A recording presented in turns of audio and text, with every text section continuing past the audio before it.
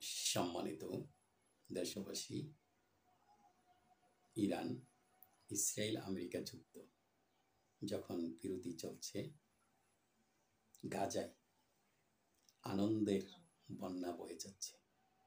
গাজাবাসী যেই দুঃখ দুর্দশা ছিল, তাদের যেই স্বজন হারাদের আর্তনাদ, তারা যে আহত হয়েছে, তাদের অনেকে যারা নিহত হয়েছে, তারা যে নির্যাতনের শিকার হয়েছে, এই সব কিছু ভুলে, শত দুঃখ কষ্ট ভুলে তারা যেন স্বস্তির নিঃশ্বাস নিচ্ছে। তারা উল্লাস করছে, আনন্দ করছে।